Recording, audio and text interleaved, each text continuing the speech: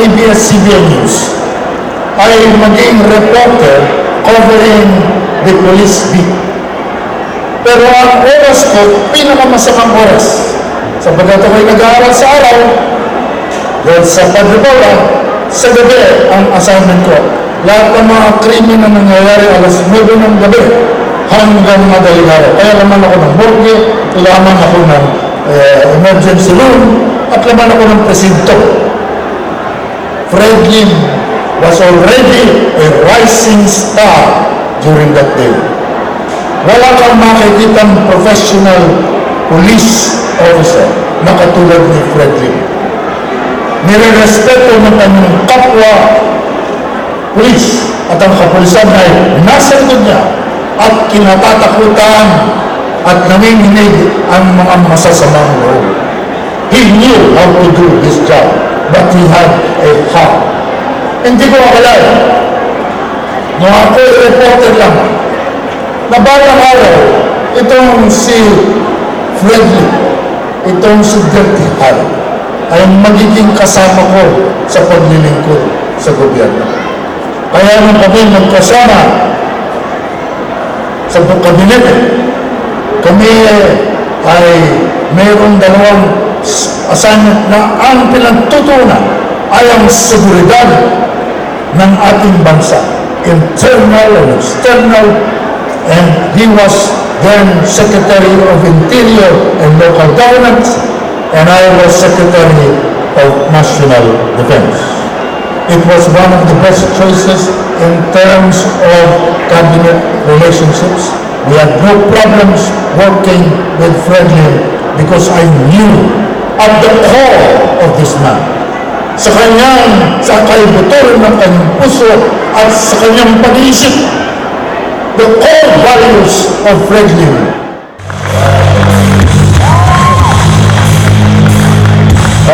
Maraming salamat, kaibigan Orly. Kanina, akala ko talagang pinupuri mo ko, tinataas mo ko. Kamala-mala, ibabagsak mo pa namin sa bakin. Pero mabuti na ko yung nagsasabi ng katotohanan. Talaga akong mas matanda ako kay Orly. Malaki katanda ako rito.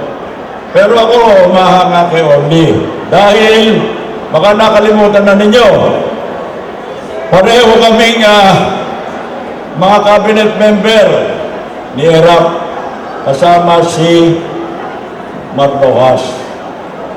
Nung mangyari yung expose ni Chavit Singson, unang umalis si Marrojas. Sumunod si Orly. Pangatlo lang ho ako na umalis din. Pero kami, pinupulaan ho kami. Bakit na namin siya tinalikuran? Teka muna, si Orly, kaibigan ko, hinahangaan ko ito. Magaling na tao ito.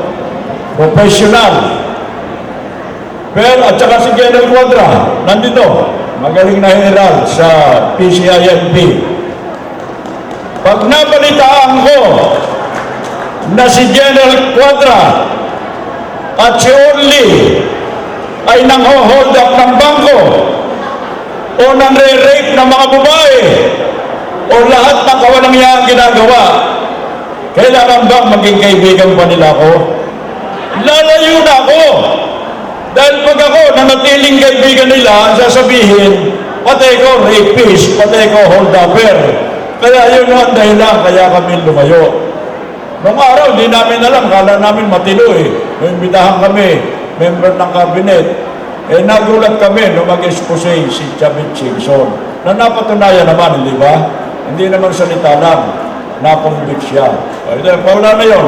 Nililiwanag ko lang ho. Kasi yun ang pinaninira sa amin. Kaya ako hihingi ng pamanin sa inyo, nahuli ko. Bagamat ang imbitasyon ninyo, alas 3 ng hapon, galing ho ako sa Paseco.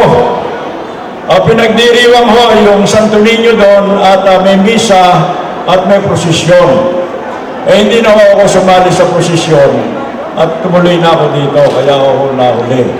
Okay, babati ho ako sa inyong presidente sa ng Class 63, enjoying your golden anniversary, si Judge Toribio Ilaw. Ayan o, ayan yung presidente. Kasama din dito sa nagdiriwang ng Golden Anniversary, ang ating hinaakaan na naging senador, naging Secretary of National Defense at nanindigan dahil sa kanyang prinsipyo at konbiksyon, Senator, Secretary of National Defense, Orly Mercado. Palakpakan naman natin si Orly. Magpupugay din tayo sa punong guro, si Mrs. Angela Ong, Principal. Okay. Nandiyan nito ang Presidente ng Batch 63, Miss Ching Valdez. Okay. Ang Presidente ng Batch 1973, Lucy Gala Bocar. Okay. Nandiyan din ang aming kasama, Chairman Val Villanes ng Batch 79 na kandidatong konsehal dito sa 5th District. Palakpakan natin si Val Villanes. Yan, nandyan. Ang lahat ng graduates, host batches ng 63, 73, 83, 93. Palakpakan natin. At lahat naman ng mga graduates na narinito sa iba't ibang batches. Okay. Baka nagtataka kayo, ang anak namin ni Orly nag-aaral sa Lasal. Ang anak ko doon, yung youngest, 8. Yung sumunod sa kanya, 11. Yung isa, 13. Siguro nagtataka kayo, paano nagkaanak ako ng ganon? Baka ibang isipin ninyo, baka may number 2, number 3. Hindi, my first wife died in 1994 after 44 years of marriage. Natural naman, siyempre bata-bata pa tayo after 94, nagkaroon naman tayo ng second wife. Yun nung sinasabi ko sa inyo, mga anak namin nasa Lasal, yun nung anak ko sa second wife. Para maliwanag, para maniwalag. Dahil sabihin niya, mayroon akong anak na bata ron, na kinakantsawan siya ng anak niya, na siya daw ang pinakamatandang dad, sasagot kagad ni Orly, hindi ako. Si Fred Lim ang mas matanda kaysa sa akin. Admitted naman ako, Orly. Kaya sa inyong lahat, siyempre sa mga alumni homecoming, sinasariwa natin ang mga memories nung kayo ay narinito during your high school days. Sweet memories. Siyempre, nung kapanahon lang yun, mga teenagers kayong lahat, marami kayong mga na-experiensya na kaya kayong dumadating dito, gusto ninyong sariwain. Maaari rin na sasabihin ko na, nagkaroon kayo ng mga girlfriend, mga sweethearts, boyfriend, doon sa mga kaklase nyo. Yung iba, nagkatuluyan, di ba? Yung iba naman, hindi nagkatuluyan, pero sweet memories pa rin yun. Di ba? Kaya lang, ngayon, fraternal relationship na lang. At nagkukwentuhan kung ano mga nangyari, kung saan sila nag-date, kung saan nagpasyal, kung saan yung first kiss. Naku, yun ang pinakamasarap, yung first kiss. Hindi ba? Kaya hindi na ako makakatagal. Sana lahat kayo magsaya. At lalo na yung mga galing sa States, sa Canada, Europe, na nag-aksaya ng panahon.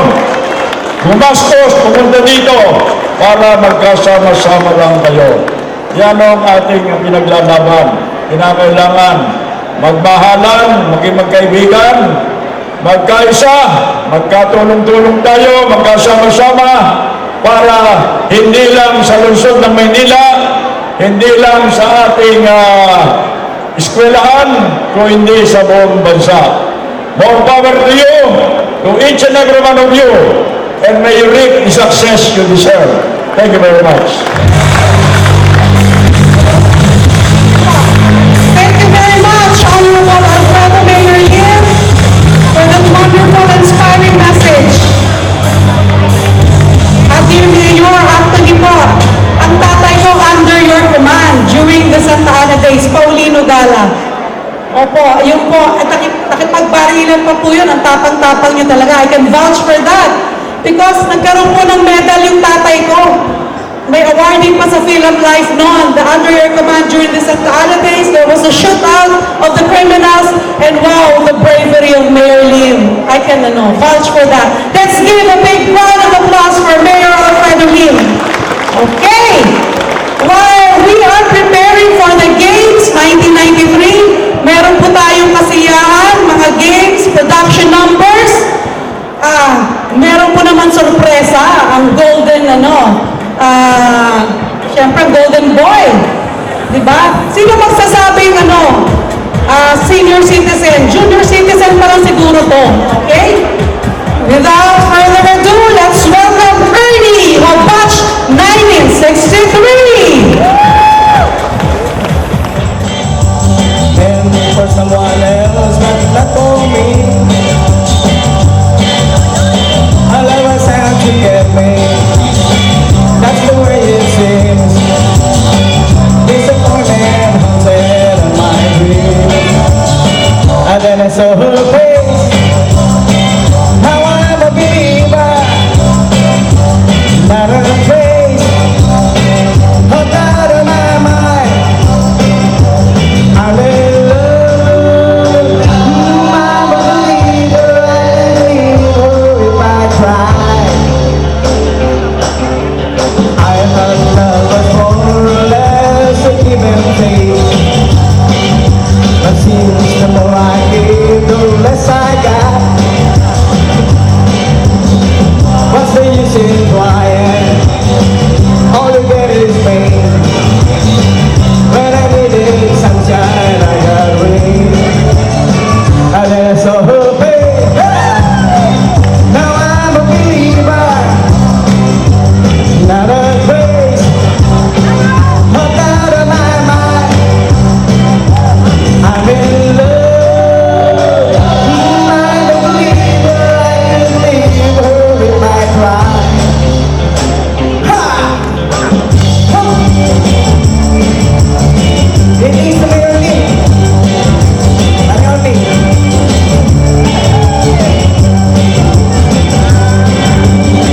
All of us had to get me. That's the way it seems. Disappointment haunted on my dreams. And then I saw her face. Now I'm a believer. Not a trace.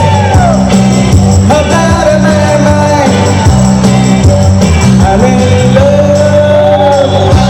I'm a believer. I can leave her with my pride.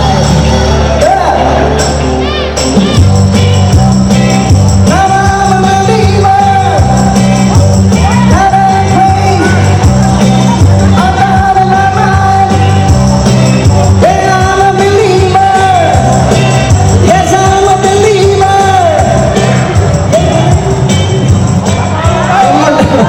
Okay, another boogie. Boogie the number by the Beatles. Well, how can you say you will when you won't? Say you do, baby, when you don't. Let me know, honey, how you feel. Tell the truth, no love is real. Well, well, honey, no. Well, honey, no. Honey, no. Honey, no. Honey, no. I say you will when you won't. Honey, no.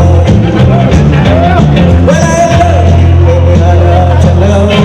I like the way that you wear your clothes. Everything about you is so dark and sweet. You